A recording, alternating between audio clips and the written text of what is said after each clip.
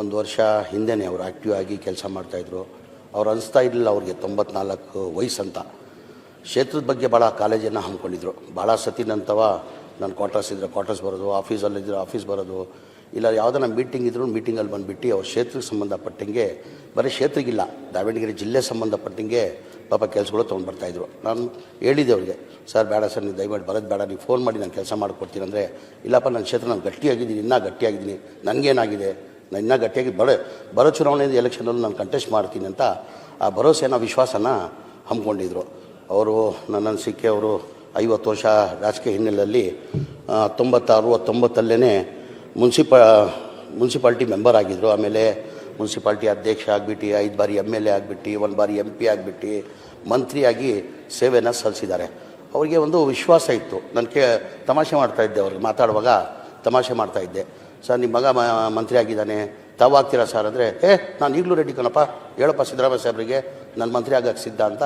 ಅಂದರೆ ಅವ್ರಿಗೆ ಅನಿಸ್ತಾ ಇಲ್ಲ. ನಾನು ತಮ್ಮ ಮೈಂಡ್ಸೆಟ್ ಅಂತಾರೆ, ಏಜಿಗೆ ಏನಾಗಿದೆ ಮೈಂಡ್ಸೆಟ್, ಯೋಚನೆ ಮೈಂಡ್ಸೆಟ್ ಏನು ನಾವು ಅಂದ್ಕೊಳ್ತೀವಿ ಅದಾಗ್ತದೆ. ಅಂದರೆ ಅವ್ರ ಮೈಂಡ್ಸೆಟ್ ಹೆಂಗಿದ್ದೆ ಅಂದರೆ, ನಾನು ಇನ್ನೂ ಒಂದು 20-30 ವರ್ಷ ಹುಡುಗ ಅಂತ ಅನಿಸ್ತಾಯಿದ್ರು ಅವರು. ಅಷ್ಟು ಗಟ್ಟಿಯಾಗಿದ್ದರು. ನಾವು ಯಾರೂ ನಿರೀಕ್ಷೆ ಮಾಡಿಲ್ಲ ಅವ್ರ ಗಟ್ಟಿಪನಕ್ಕೆ, ನಾವು ಯಾರೂ ನಿರೀಕ್ಷೆ ಮಾಡಿಲ್ಲ ಅಷ್ಟು ಬೇಗ ಅವ್ರು ಬಿಟ್ಟು ಹೋಗ್ತಾರಂತ. ಇಷ್ಟೇ ಭಗವಂತಂತರ ಅವ್ರ ಆತ್ಮಕ್ಕೆ ಶಾಂತಿ ಸಿಕ್ಕಲಿ, ಅವ್ರ ಕುಟುಂಬಕ್ಕೆ ಇದು ಸೇರಿಸ್ಕೊಳ್ಳೋ ಶಕ್ತಿ ಕೊಡಲಿ ಅಂತ ಭಗವಂತಂತ ಪ್ರಾರ್ಥನೆ ಮಾಡ್ತೀವಿ. ಇಂಡಸ್ಟ್ರಿಗಳನ್ನು ಪ್ರಾರಂಭ ಮಾಡಿ ಆ ಭಾಗದ ನಿರುದ್ಯೋಗಿ ಯುವಕರಿಗೆ, ಲಕ್ಷಾವಧಿ ಯುವಕರಿಗೆ ಉದ್ಯೋಗ ಕೊಟ್ಟಿರ್ತಕ್ಕಂಥ ಉದ್ಯೋಗದಾತರವರು ಮತ್ತು ಅವರು ನಂಬಿದ ಸಿದ್ಧಾಂತಕ್ಕೆ ಯಾರೇ ವಿರೋಧ ವ್ಯಕ್ತಪಡಿಸಿದ್ರು ನಿರ್ದಾಕ್ಷಿಣ್ಯವಾಗಿ ಪ್ರತಿಭಟನೆ ಮಾಡುವಂಥ ಗುಣ ಅವರಲ್ಲಿತ್ತು. ಯಾವುದೋ ಆಶೆಗಾಗಿ ತಮ್ಮ ಸಿದ್ಧಾಂತವನ್ನು ಬಿಟ್ಟುಕೊಡುವಂಥ ಕೆಲಸ ಅವರು ಮಾಡ್ತಾ ಇದ್ದಿಲ್ಲ. ಆ ಪ್ರಕಾರ ನಮಗನ್ನಿಸ್ತಾ ಇದೆ, ಎಲ್ಲೋ ಕಡೆ ಅಂಥ ಹಿರಿಯ ವ್ಯಕ್ತಿ ವೀರಶೈವ ಮಹಾಸಭಾದ ಅಧ್ಯಕ್ಷರಾಗಿ ಅಂಥವ್ರನ್ನೂ ಸಹಿತ ಈ ರಾಜ್ಯ ಅವರು ಆಸೆ ಇತ್ತೇನೋ ಅನ್ನಿಸ್ತಾ ಇದೆ. ಅವರೂ ಒಮ್ಮೆ ಮುಖ್ಯಮಂತ್ರಿ ಆಗಬೇಕಾಗಿತ್ತು ಅನ್ನುವಂಥದ್ದನ್ನ ಭಾವನೆ ನಮ್ಮಂಥವ್ರಲ್ಲಿ ಅದ, ಅಂಥ ವ್ಯಕ್ತಿಗಳನ್ನು. ಆದರೂ ಸಹಿತ ಆ ಮುಖ್ಯಮಂತ್ರಿ ಆಗೋ ಆಸೆ ಒಳಗೆ ಅವರು ತಮ್ಮ ಸಿದ್ಧಾಂತವನ್ನು ಬಲಿ ಕೊಡಲಿಲ್ಲ. ಆ ಕಾರಣಕ್ಕೆ ಅಂಥ ಮಹಾನ್ ವ್ಯಕ್ತಿಯನ್ನು ನಾವೆಲ್ಲ ಕಳ್ಕೊಂಡು, ಮಾನ್ಯ ಅಧ್ಯಕ್ಷರೇ, ಅವರ ಅರ್ಧದಷ್ಟು ವಯಸ್ಸಿನವರು ಸಹಿತ ಮುಖ್ಯಮಂತ್ರಿಗಳೇ ಆಗಿ ಹೋದರು. ಆದರೆ ಅವ್ರಿಗೆ ಅವಕಾಶ ಒಂದೊಂದು ಕಡೆ ಸಿಗಂಗಿಲ್ಲ. ಹಿಂಗೆ ಅವ್ರ ನಸೀಬ್ದಾಗೂ ಬೇಕಾಗ್ತದೆ. ಆದ್ದರಿಂದ ಅಂಥ ಮಹಾನ್ ವ್ಯಕ್ತಿಯನ್ನು ನಮ್ಮ ಭಾಗದಲ್ಲಿಯೂ ನಮ್ಮ ಜಿಲ್ಲೆಯಲ್ಲಿಯೂ ಸಹಿತ ಸಕ್ಕರೆ ಕಾರ್ಖಾನೆಗಳನ್ನು ಪ್ರಾರಂಭ ಮಾಡೋದ್ರ ಮುಖಾಂತರ ರೈತರಿಗೆ ಸಹಾಯ ಸೌಲಭ್ಯ ಕೊಡುವಂಥ ಕೆಲಸವನ್ನು ಮಾಡಿದ್ದಾರೆ. ನಮ್ಮ ಬಾಜು ಬೆಳಗಾವಿ ಜಿಲ್ಲೆಯಲ್ಲೂ ಸಹಿತ ದೊಡ್ಡ ಪ್ರಮಾಣದ ಸುಮಾರು 20,000 ಟನ್ನಿನ ಸಕ್ಕರೆ ಕಾರ್ಖಾನೆ ಬಹುಶಃ ಇದೇ ವರ್ಷ ಪ್ರಾರಂಭ ಮಾಡುವಂಥ ಕೆಲಸ ಮಾಡಿದ್ದಾರೆ.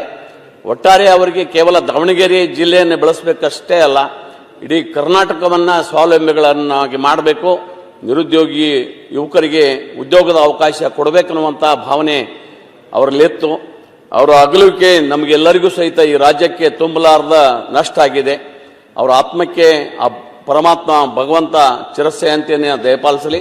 ಇವತ್ತು ದಾವಣಗೆರೆ ಹೆಸರು ಬಂದದ್ದು ಬಾಪೂಜಿ ವಿದ್ಯಾಸಂಸ್ಥೆ ಅನ್ನೋಕ್ಕಿಂತಲೂ ದಾವಣಗೆರೆನ ಶಿವಶಂಕರಪ್ಪರವರ ಶಿಕ್ಷಣ ಸಂಸ್ಥೆ ಅನ್ನುವಷ್ಟು ಪಾಪ್ಯುಲರ್ ಆಗಿದ್ದರು. ಇವತ್ತು ಅವರ ಸಂಸ್ಥೆಗಳ ಮುಖಾಂತರ ವೈದ್ಯರು ಇರ್ಬೋದು, ಇಂಜಿನಿಯರ್ ಇರ್ಬೋದು, ಬೇರೆ ಬೇರೆ ಪದವಿ ಲಕ್ಷಾವಧಿ ಜನರು ಇವತ್ತು ಪದವಿಯನ್ನು ಪಡ್ಕೊಂಡಿದ್ದಾರೆ. ಅಷ್ಟು ಜನರಿಗೆ ಅನುಕೂಲ ಮಾಡಿಕೊಡ್ಲಿಕ್ಕೆ ಅವರು ಸಹಾಯವನ್ನು ಮಾಡಿದ್ದಾರೆ ಅನ್ನುವಂಥ ಮಾತನ್ನು ಹೇಳಿ, 13ರಿಂದ 18ರೊಳಗೆ ಸನ್ಮಾನ್ಯ ಸಿದ್ದರಾಮಯ್ಯ ಸಾಹೇಬರ ಸರ್ಕಾರದಲ್ಲಿ ತೋಟಗಾರಿಕೆ ಮಂತ್ರಿಯಾಗಿದ್ದರು. ನಮ್ಮದು ಬಾಗಲಕೋಟೆ ಜಿಲ್ಲೆಯಲ್ಲಿ ತೋಟಗಾರಿಕೆ ವಿಶ್ವವಿದ್ಯಾಲಯ ಇದೆ. ಬಾಗಲಕೋಟೆಗೆ ಬರೋಕ್ಕಿಂತಲೂ ಮುಂಚಿತವಾಗಿ ನಮಗೆ ಮಾಹಿತಿ ಬರ್ತಿತ್ತು, ನಾನು ಬರ್ತಾ ಇದ್ದೀನಿ ಇರ್ಬೇಕಂತ ತಿಳ್ಕೊಂಡು. ಎಷ್ಟು ದಿವಸ ಇರ್ತಿದ್ರು ಅಷ್ಟು ದಿವಸ ನಮ್ಮನ್ನು ಕರೀಲಾರ್ದ ಊಟ ಮಾಡ್ತಿದ್ರು, ನಮ್ಮನ್ನು ಕರ್ಕೊಂಡು ಊಟ ಮಾಡ್ತಿದ್ರು. ಸಾಕಷ್ಟು ವಯಸ್ಸಿನ ಅಂತರ ಇದ್ದರೂ ಸಹಿತ ಅವರಲ್ಲಿ ನಾನು ಹಿರಿಯವ ನೀವು ಚಿಕ್ಕವರು ಅನ್ನುವಂಥ ಭೇದ ಭಾವ ಇದ್ದಿದ್ದಿಲ್ಲ. ಜೊತೆಗೆ ಇದಕ್ಕಿಂತ ಹೆಚ್ಚು ನಾನು ಹೇಳ್ಬೇಕಂದ್ರೆ, ನಾನು 13ನೇ ಚುನಾವಣೆ ಮತ್ತು 23ರ ಚುನಾವಣೆಯಲ್ಲಿ ನನ್ನ ಸಹಾಯಕ್ಕೆ ಬಂದವರು ಅನ್ನುವಂಥ ಮಾತನ್ನು ನೆನಪಿಸ್ಕೊಳ್ಬೇಕಾಗ್ತದೆ. ನಾನು ಅವರು ಆಸ್ಪತ್ರೆಗೂ ಹೋಗಿದ್ದೆ ನಾನು ಭೇಟಿ ಆಗಲಿಕ್ಕೆ. ಒಮ್ಮೆ ದಾವಣಗೆರೆ ಅವ್ರಿಗೆ ಮನೆಗೆ ಹೋದಾಗ ಅವರು ನನ್ನ ಗೋಣ್ ಎತ್ತಿ ನೋಡಿದವ್ರ ಯಾವ ಬಂದಪ್ಪ ಜೇಟಿ ಅಂತ ಕೇಳಿದರು. ಬಂದು ಅವ್ರ ಮನೆಯವ್ರಿಗೆ ಹೇಳಿದರು, ಇವ್ರಿಗೆ ಊಟ ಮಾಡಿಸಲಾರ್ದ ಕಳಿಸ್ಬೇಡ್ರಿ ಅಂತ ತಾಕೀತು ಮಾಡಿದರು. ಅಷ್ಟು ಆತಿಥ್ಯವನ್ನು ಅವರು ಪ್ರತಿಯೊಂದು ಯಾವುದೇ ವ್ಯಕ್ತಿ ಸಣ್ಣವಿರಲಿ ದೊಡ್ಡವಿರಲಿ ವಯಸ್ಸಿನ ಅಂತರ ಇರಲಾರ್ದೇ ಗೌರವ ಕೊಡುವಂಥ ಸ್ವಭಾವ ಆಗಿತ್ತು. ಅಂಥವ್ರು ಇವತ್ತು ನಮ್ಮ ನಗಲಿದ್ದು ಭಾಳ ದುಃಖ ತಂದಿದ್ದು. ನನಗಂತೂ ವೈಯಕ್ತಿಕ ಕುಟುಂಬದಲ್ಲಿ ಒಬ್ಬ ಸದಸ್ಯನನ್ನು ಕಳೆದುಕೊಂಡ ದುಃಖ ಆಗಿದೆ ಅನ್ನುವಂಥ ಮಾತನೇ. ಅವರಿಗೆ ಚಿರಶಾಂತಿ ಸಿಗಲಿ, ಅವರ ಕುಟುಂಬದವರಿಗೆ ದೇವರು ಹೆಚ್ಚಿನ ಶಕ್ತಿಯನ್ನು ಅದನ್ನು ಕೊಡಲಿ ಅಂತ ತಿಳ್ಕೊಂಡು ಭಗವಂತನಲ್ಲಿ ಪ್ರಾರ್ಥಿಸಿ ನಾನು 2 ಮಾತು ಮುಗಿಸ್ತೇನೆ. ಮಾನ್ಯ ಶಾಮನೂರು ಶಿವಶಂಕರಪ್ಪರವರು ಹಿರಿಯ ರಾಜಕಾರಣಿ, ಸಜ್ಜನ ರಾಜಕಾರಣಿ, ಒಂದು ರೀತಿಯಲ್ಲಿ ಯುವ ಶಾಸಕರಿಗೆ ಮಾದರಿ ಅಂತ ಹೇಳಿದ್ರು ಕೂಡ ತಪ್ಪಾಗಲಾರ್ದು. ಶಾಮನೂರು ಶಿವಶಂಕರಪ್ಪನವರು ಒಂದು ರೀತಿ ದಾವಣಗೆರೆ ಅಂತಕ್ಕಂಥ ಜಿಲ್ಲೆಯನ್ನ ಅಂತಾರಾಷ್ಟ್ರೀಯ ಮಟ್ಟದಲ್ಲಿ ಗುರುತಿಸ್ಲಿಕ್ಕೆ ಒಂದು ರೀತಿ ಕಾರಣಕರ್ತರು ಅಂತ ಹೇಳಿದ್ರು ಕೂಡ ತಪ್ಪಾಗಲಾರ್ದು. ಏಕೆಂದರೆ ಅವ್ರು ಮಾಡಿರ್ತಕ್ಕಂಥ ಸೇವೆ ಅದು ಧಾರ್ಮಿಕ ಕ್ಷೇತ್ರ ಇರ್ಬೋದು, ಆರೋಗ್ಯ ಕ್ಷೇತ್ರದಲ್ಲಿರ್ಬೋದು, ಸಾಮಾಜಿಕ ಕ್ಷೇತ್ರದಲ್ಲಿರ್ಬೋದು, ಎಲ್ಲ ಕ್ಷೇತ್ರದಲ್ಲೂ ಕೂಡ ಅವ್ರದೇ ಆದಂಥ ಸೇವೆಯನ್ನು ಕೊಟ್ಟೋಗಿರ್ತಕ್ಕಂಥದ್ದು ನಾವೆಲ್ಲರೂ ಕೂಡ ಒಂದು ರೀತಿ ನಮ್ಮೆಲ್ಲರೂ ಕೂಡ ಮಾದರಿ ಅಂತೇಳಿ ಈ ಸಂದರ್ಭದಲ್ಲಿ ಹೇಳಬೇಕಾಗತ್ತೆ. ನಾನು ಅವ್ರನ್ನ ಮೊಟ್ಟ ಮೊದಲು ಪ್ರತ್ಯಕ್ಷವಾಗಿ ನೋಡ್ತಕ್ಕಂಥ ಅವಕಾಶ ಈ ವಿಧಾನಸಭೆಯಲ್ಲಿ ಓಡ್ ತಗೊಳ್ತಕ್ಕಂಥ ಸಂದರ್ಭದಲ್ಲಿ ಅವ್ರನ್ನ ನೋಡಿದೆ. ಅದಾದ ನಂತರದಲ್ಲಿ ನನ್ನ ಆತ್ಮೀಯ ಸ್ನೇಹಿತರು ನಮ್ಮ ಬಿಜೆಪಿ ಜಿಲ್ಲಾಧ್ಯಕ್ಷರಾದಂತಹ ಸಿದ್ದೇಶ್ ನಾಗೇಂದ್ರ ಅವ್ರ ಜೊತೆ ಅವ್ರ ಮನೆಗೆ ಹೋಗಿ ಅವ್ರನ್ನ ಭೇಟಿ ಮಾಡ್ತಕ್ಕಂಥ ಅವಕಾಶ ಕೂಡ ಸಿಕ್ತು ಅಂತ ಹೇಳಿದ್ರು ಕೂಡ ತಪ್ಪಾಗಲಾರ್ದು. ಈ ರೀತಿ ರಾಜಕಾರಣಿಗಳು ಒಂದು ರೀತಿಯಲ್ಲಿ ನಮ್ಮ ಯುವಕರಿಗೆ ಸ್ಫೂರ್ತಿ ಅಂತೇಳಿ ಈ ಸಂದರ್ಭದಲ್ಲಿ ಹೇಳ್ತಾ ಅವ್ರದೇ ಆದಂಥ ಸೇವೆಯನ್ನ ಈ ರಾಜ್ಯಕ್ಕೆ, ಈ ಜಿಲ್ಲೆಗೆ ಕೊಟ್ಟೋಗಿರ್ತಕ್ಕಂಥದ್ದು ನಾವೆಲ್ಲರೂ ಕೂಡ ಸ್ಮರಿಸ್ಕೋಬೇಕಾಗತ್ತೆ. ಖಂಡಿತವಾಗ್ಲೂ ಕೂಡ ಆ ಭಗವಂತ ಅವರ ಕುಟುಂಬಕ್ಕೆ ಆ ದುಃಖವನ್ನು ಭರಿಸ್ತಕ್ಕಂಥ ಶಕ್ತಿಯನ್ನ ಕೊಡ್ಲಿ ಅಂತೇಳಿ ಆ ಭಗವಂತನಲ್ಲಿ ಪ್ರಾರ್ಥನೆಯನ್ನ ಮಾಡಿ ನನಗೆ ಅವಕಾಶಕ್ಕೆ ಧನ್ಯವಾದವನ್ನು ಹೇಳ್ತೀನಿ. ಸಭಾಧ್ಯಕ್ಷೆ, ತಾವು ತಂದಂಥ ಸಂತಾಪ ಸೂಚಕ ನಿರ್ಣಯಕ್ಕೆ ಬೆಂಬಲಿಸಿ ಶಾಮನೂರು ಶಿವಶಂಕರಪ್ಪನವರ ಹತ್ರ ಅನೇಕ ಸಾರಿ ನಾನು ಹೋಗಿದ್ದೀನಿ. ನನ್ನ ಸ್ನೇಹಿತರೊಬ್ಬರ ಮಗಳಿಗೆ ಅವರ ಡೆಂಟಲ್ ಕಾಲೇಜ್ನಲ್ಲಿ ಒಂದು ಕೆಲಸ ಕೊಡಿಸ್ಬೇಕಾಗಿತ್ತು. ನನಗೆ ಒತ್ತಡ ಹಾಕಿದ್ರು. ನಾನು ಹೇಳಿದೆ ಅವರೆಲ್ಲ ಎಲ್ಲಿ ಕೊಡ್ತಾರೆ, ನಾವೆಲ್ಲ ಮಾತಾಡಿದ್ರೆ ಅಂತ. ಒಂದು ಸ್ವಲ್ಪ ಅವ್ರು ಭಾಳ ದೊಡ್ಡವರು ಅನ್ನೋ ರೀತಿಯಲ್ಲಿ ನಾನು ಕರ್ಕೊಂಡು ಹೋದೆ. ಒತ್ತಡ ಮಾಡಿದ್ರು, ಕರ್ಕೊಂಡು ಹೋದ್ರೆ. ಆದರೆ ಅವರು ಪ್ರೀತಿ ಮಾಡಿ ನನ್ನನ್ನು ಕೂರಿಸಿ ಅವರ ಡೈರೆಕ್ಟರ್ ಒಬ್ಬರಿಗೆ ಫೋನ್ ಮಾಡಿ ಹೇಳಿದ್ರು, ನೋಡಪ್ಪ ಜ್ಞಾನೇಂದ್ರ ಕರ್ಕೊಂಡು ಬಂದಿದ್ದಾನೆ, ಹಾಗಾಗಿ ಕೆಲಸ ಕೊಡಬೇಕು ಅಂತೇಳಿ ಹೇಳಿಬಿಟ್ರು. ಹೀಗೆ ಅತ್ಯಂತ ಸರಳ ಸಜ್ಜನಿಕೆಯ ನಮ್ಮನ್ನೆಲ್ಲ ಪ್ರೀತಿಯಿಂದ ಕಾಣುವಂಥ ವ್ಯಕ್ತಿತ್ವ.